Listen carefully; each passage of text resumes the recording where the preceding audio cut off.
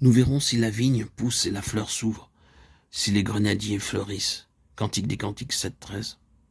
Autrefois, elle allait de son propre mouvement au jardin, pour voir si la vigne poussait. C'est ainsi qu'elle s'était trouvée hors de sa retraite en lui. Aussi maintenant elle dit « Allons ». Elle a toujours eu la passion des âmes. Mais autrefois, son activité propre la séparait du Seigneur. Maintenant, elle craint de faire un pas sans lui. Si elle lui demande ce qu'il veut, il la gardera de tout errement. Lorsqu'elle est en lui, elle peut voir les champs qui déjà blanchissent pour la moisson. Jean 4.35. Avec lui, elle verra l'œuvre de la grâce et en aura de la joie. Les premières promesses de fruits et les fleurs couleur de sang des grenadiers lui causeront une grande satisfaction lorsque discernée chez les rachetés de l'agneau, parce qu'elle manifeste la beauté cachée des membres de l'épouse. Son cœur sera satisfait.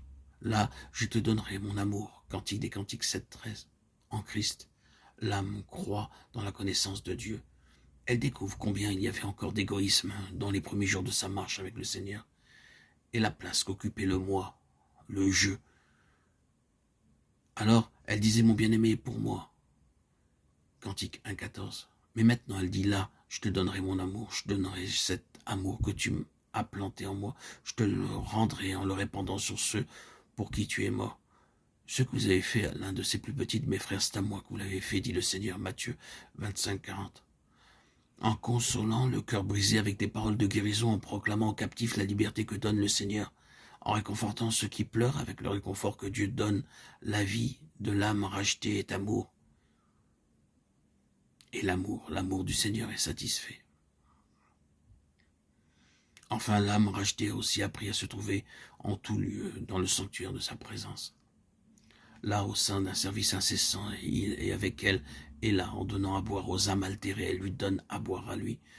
Nous avons à nos portes tous les fruits précieux, mon bien-aimé, et je les ai gardés pour toi. Cantique 7.14. À nouveau, elle dit pour toi, les fruits précieux.